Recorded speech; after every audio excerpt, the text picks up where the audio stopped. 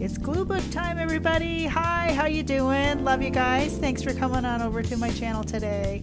Yes, I'm going to be working in this glue book today.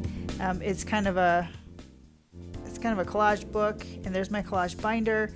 And I'm going to show you a little trick I use to get rid of a bunch of my images in my collage binder. And I've got it down. I've got a lot thinner. So I'm anxious to show you how I did that today. And I hope everybody's doing well. I don't think my little stamp is just going to be in frame today, so we'll just move that over side. I have my glue sticks, my Elmer's Extra Strength, and I'm quickly running out of that stuff with this glue pages. Got my finger wipes, the wet wipes there, and my glue book, double-sided tape, all my supplies, and my ruler for ripping papers. Some distress inks as well. So yeah, I'm going to show you how I did some of this stuff. What I mean by using up some of my images, I pre-arranged some of my pages. So what I did was I took my collage binder, and I might use some washi tape on that one just to add some more color. But I just pulled pages and I just tucked them into spots that needed gluing still.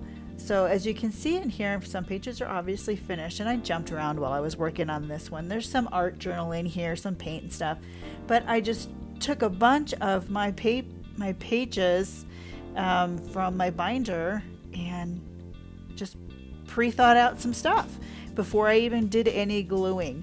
So that's kind of what I've been trying to do with this book, because I kind of want to get it done. I've got my other two binders, other two junk journal glue books that I would love to get going on a little more. And I've got magazines that I really like to start tearing apart. And I really don't feel like I can do that until I have this other stuff used up. I have a little bit of closure issues, and I think some of you can relate to that. But it's giving me more of motivation to really get this one done. And I've been working on this particular journal. It's just an old crossword puzzle, not crossword, no, word search, an old word search puzzle book. So and here's my distress inks that I'm using to make this texture on this paper. I love how this turns out. So it's such an easy way to do this texturing. And I don't know why I covered the whole thing with the ink, because I'm gonna be covering it up with that image, that church, that cathedral. Man, that's gorgeous.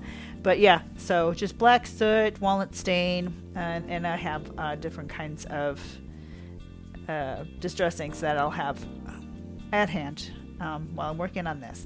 But yeah, I'm gonna do about 7 pages just from using this method, and this time I think it took 43 minutes from start to finish, because I had, and that's 7 pages, because I had it already pre-arranged.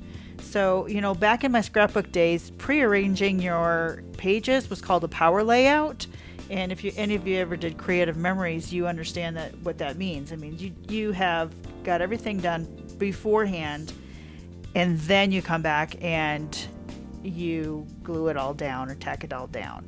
So this is kind of a variation on that theme. And I also kind of got the idea too most recently from a gal called, I don't know what her name is, I'm sorry, I can look it up and maybe I'll write it down, but her site is called Kagedfish, and she is a glue book artist as well, and she also was a painter, and she's just a creative soul, and she's fun to watch.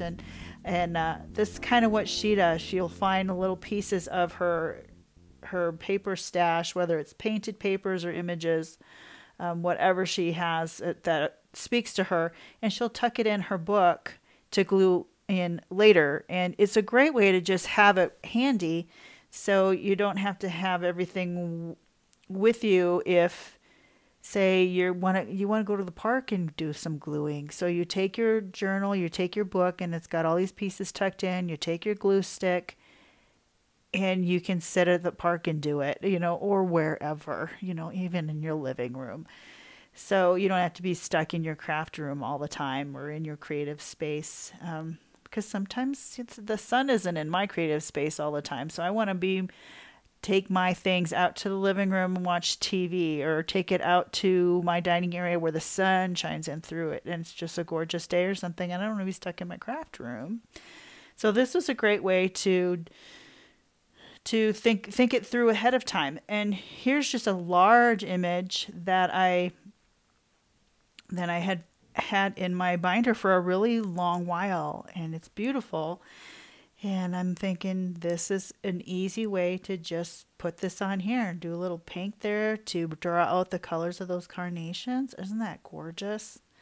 And then just this little tiny word, and my glue page is done. I mean, it's so easy to do it this way. And like I said, this video, I worked on these pages for about 43 minutes, and because I had everything all ready to go. And I did 7 pages in 43 minutes, and to me that's kind of a win. So it was nice having some uninterrupted time. Everything was pre-thought out. I didn't have to struggle with finding a new image to go with it. And there's a few bits and pieces that I have to rearrange or rethink, but I really like the process of doing the pre-thought out pages. It really kind of got me cruising on it, actually. So anyway, I'm gonna just keep rolling with the process here and let you watch. And I just wanted to give you a little tip on the pre-thought out pages, pre-arranged pages. I can't really call them power layouts, because Creative Memories already has that phrase coined, so to speak. I don't want to be taken away from that. And also I wanted to give Kagedfish some credit too, because she got me really thinking about this again. It's like, man, I used to do it this way with my scrapbooking, and it made it go a lot faster when I was doing the process of it all. So yeah, do the same thing with this. And yeah, honestly, it cleaned out a lot of my images in my collage binder. So I'm anxious to get into my other magazines and catalogs and stuff and start cutting images out and refilling that binder up. So cool, guys. I'm gonna let some music roll and let the process work itself out, and we will talk to you at the end.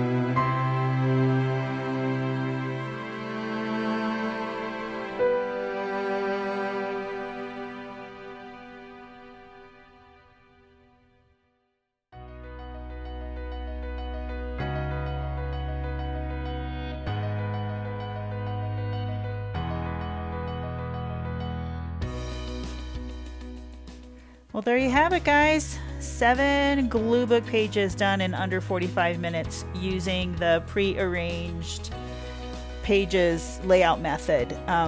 I really like this method. I think it's going to be very useful for me moving forward in my glue booking experience.